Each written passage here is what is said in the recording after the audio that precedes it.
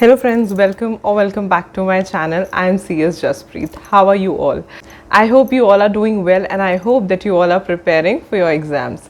तो आज की वीडियो एक ऐसे टॉपिक पे है जो मुझसे किसी ने पूछा while I was conducting the Unacademy session. तो मैं सेशन ले रही थी एंड किसी स्टूडेंट ने ये पूछा कि मैम आपने सेल्फ स्टडी से CS कैसे क्लियर किया, like interpretation of law is so difficult. तो मुझे लगा कि मुझे ये वीडियो बनाना चाहिए that how you can interpret law by self study and you can interpret it correctly by yourself as well. ये सिर्फ एक है, ये सिर्फ एक परसेप्शन है कि हम नहीं कर सकते, बट एक्चुअली में कोई भी लॉ को सही से इंटरप्रेट कर सकता है if you know these 5 tips.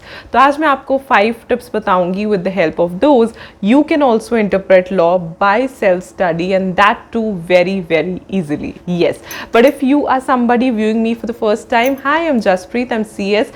I post videos on my channel every Monday, Wednesday and Saturday, and bonus videos in between, and lots of shorts for tips, tricks and strategies. And I'm an Unacademy special class teacher as well, so feel free to check the content I create and hit the subscribe button अगर आपको कोई भी video अच्छी and helpful लगती है तो. So starting with the first tip. पहला tip किसी भी बेयर एक्ट या किसी भी लॉ को इंटरप्रेट करने का होता है रीड इन स्मॉलर सेक्शंस. अब अगर आपने कभी बेयर एक्ट पढ़ा होगा तो आपने देखा होगा कि उसमें काफ़ी लॉन्ग पैराग्राफ्स होते हैं and they start from the first word and they continue till the last word. In between उसमें कोई भी फुल स्टॉप नहीं होता and that is the major reason कि बहुत सारे बच्चे उसे गलत इंटरप्रेट करते हैं, क्योंकि वो हमेशा फुल स्टॉप ही ढूंढते रहते हैं. जैसे हम स्कूल से पढ़ के आए हैं कि one line stops at the full stop, लेकिन सेक्शन को ऐसे नहीं रीड करते और बेयर एक्ट को भी ऐसे रीड नहीं करते. So basically you have to stop where you see the comma. Yes, तो कॉमा पंक्चुएशन है जो बेयर एक्ट में सबसे ज़्यादा यूज़ की जाती है एंड जहाँ पे भी एक कॉमा मिल गया you will have to stop and interpret that portion of the sentence. एक सेक्शन में काफ़ी लंबे पैराग्राफ्स होते हैं which are bifurcated with the help of one punctuation जो कि होती है कॉमा. तो जहाँ पे भी कॉमा आ गया वहाँ पे रुको, पॉज करो और उस सेंटेंस को इंटरप्रेट करो, उस सेंटेंस को समझो कि वो कहना क्या चाहता है. Then move to the next sentence, उसे इंटरप्रेट करो एंड देन उसे कोरिलेट करो विद द फर्स्ट वन. तो इंटरप्रिटेशन जितनी स्मॉलर सेक्शंस में होगी उतनी ही करेक्ट होगी. रादर आप फर्स्ट वर्ड से लास्ट वर्ड तक पढ़ोगे आपको कुछ भी समझ नहीं आएगा, बिकॉज उसमें 3-4 बातें उन्होंने ऐसे लिखी होती हैं कि आप कभी भी उसे इन वन गो समझ नहीं सकते. So you will have to pause, you will have to interpret, then you will have to understand as well. तो ये interpretation इतनी easy और इतनी direct नहीं होती. It needs a lot of techniques and one of the techniques is stop when you see the comma.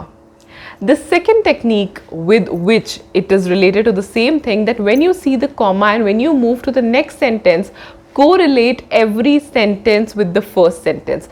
First sentence जो होता है वो सबसे इंपॉर्टेंट रहता है एंड उससे रिलेटेड आगे के जितने भी सेंटेंसेस आएंगे वो उस सेंटेंस से रिलेटेड होते हैं. सो मेक श्योर कि आप उस फर्स्ट सेंटेंस से सारे के सारे आने वाले सेंटेंसेस को कोरिलेट करो एंड मेक श्योर कि तब आप उस चीज़ को इंटरप्रेट करो, क्योंकि जब तक आप उस कोरिलेशन को फॉर्मुलेट नहीं करोगे इंटरप्रिटेशन कहीं ना कहीं अधूरी रहेगी. बिकॉज स्टार्टिंग में आपको बताएगा कि ये सेक्शन किस चीज़ से रिलेटेड है और फिर आगे उसके सब पार्ट्स बताएगा.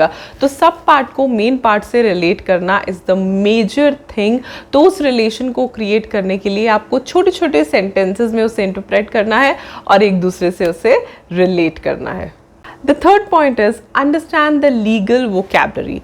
अब इवन अगर आपकी इंग्लिश की वोकैबुलरी भी अच्छी है तो ये ज़रूरी नहीं है कि आप लीगल वर्ड्स जानते हो, because legal vocabulary is different. जैसे मैं अभी बच्चों को JIGL पढ़ा रही थी तो जहाँ पे भी वर्ड एब्सोल्यूट यूज़ होता है, absolute, absolutely in legal terms उसका मतलब है टू द फुलेस्ट या 100%. और उसके अलावा हम कभी भी कंपल्सरी नहीं बोलते, वी ऑलवेज से मैंडेटरी. उसके अलावा बहुत सारे ऐसे legal words and legal vocabulary होती है जिसे लेके आप अगर आपको वो नहीं आता तो आप सही से लॉ को कभी भी इंटरप्रेट नहीं कर सकते, बिकॉज इट्स अ मस्ट। अगर आपको वो चीज़ें नहीं आती, अगर आपको उनके मतलब नहीं आते, तो आपका इंटरप्रिटेशन कभी भी सही नहीं होगा। Yes, so do let me know अगर आपको एक स्पेशल वीडियो चाहिए ऑन स्पेशल लीगल टर्म्स, जैसे कि एक बहुत कॉमन लीगल फ्रेज आपने बेयर एक्ट में पढ़ा होगा, notwithstanding anything contained in the act और notwithstanding anything contained in this section. तो अगर आपको इन चीज़ों के लिए एक सेपरेट वीडियो चाहिए, उसके मीनिंग्स चाहिए और उसको कैसे इंटरप्रेट करना है वो चाहिए, so do leave a comment in the comment section below. Comment नीचे कर देना ताकि मैं आपके लिए आगे चल के ऐसी वीडियो ज़रूर लेके आऊँगी। सो मेक श्योर कि आप लीगल वोकैबुलरी को ज़रूर यूटिलाइज करो, लीगल वर्ड्स को समझो कि इस वर्ड का लीगली क्या मतलब है, क्योंकि बहुत टाइम में इंग्लिश में उसका मतलब कुछ और होता है और लीगली उसका मतलब कुछ और होता है। So make sure that you are using the legal vocabulary and understanding the legal vocabulary as well. Fourth point is take the help of the related things. तो रिलेटेड थिंग्स क्या होता है?